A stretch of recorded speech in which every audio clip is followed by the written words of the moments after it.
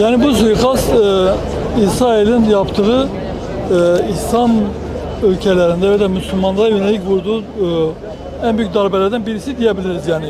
Çünkü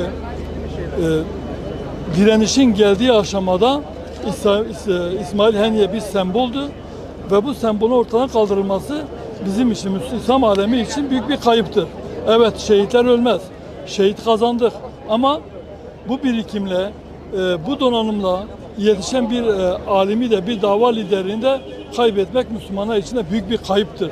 Bu şekilde değerlendirmek lazım ve bu İsrail'in şunu da gösteriyor, Siyonist rejimin ne kadar pervasız olduğunu ve aldığı cesaret dünyadan, İslam ülkelerinin sessizliğinden ya da işbirlikçi ülke liderlerinden aldığı cesaretle ne kadar vahşileşebileceğini, ne kadar pervasızlaşabileceğini de göstermektedir bu. Yani büyük bir tehdittir. Sadece İslam ülkelerinin değil, dünyanın başına büyük bir musibettir, bir felakettir ve yok edilmesi gereken bir kötülüktür. Suikastın gerçekleşmesi Amerika'dan habersiz değildir. Hatta belki de Amerika kendi uçaklarıyla ya da kendi teknolojisiyle bunu yaptı. İsrail bu işi üstlendi. Bu da olabilir. Yani Amerika her halükarda bu işin içinde vardır. Dolayısıyla tek suçlu Siyonist rejim değildir. Tek suçlu Netanyahu değildir. Şu anki Amerikan yönetimi de bundan sorumludur ve suçludur. İslam ülkeleri her şeyden önce birlik ve beraberliği oluşturmak zorundadır.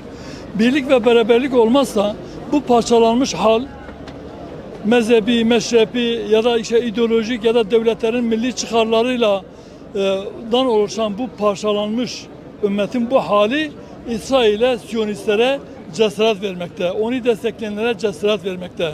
Yani Siyonistlerle her türlü bağı koparmak lazım. Yani İslam ülkelerinin liderlerinin de dirayetli olması lazım. İşbirlikçilikten vazgeçmesi lazım. Siyonistlere ya da İsrail'e yalakalık yapmaktan vazgeçmesi lazım. Gazze'deki direnişi desteklemesi lazım. Eğer Gazze'deki direniş desteklenirse büyük bir zafer gelecektir ve İsrail'in çöküşü, yok oluşu gelecektir. O yüzden yapılacak olan şey İslam ülkelerinin de yaşayan Müslümanların, halkın kendi yönetimlerini sıkıştırmaları, İsrail'le her türlü ilişkiyi kesmeleri ve Gazze'deki direnişe fiili, maddi, manevi her türlü desteği vermesi lazım. Bunu yapabilirlerse Müslümanlar kazanacak, insanlık kazanacak, dünya kazanacak. Çünkü dedik yani İsrail dünyanın başına, Müslümanı değil, dünyanın başına bela olabilecek olan bir kötülüktür ve ideolojisi de bunu gerektiriyor. Bütün insanlık için bir tehdittir.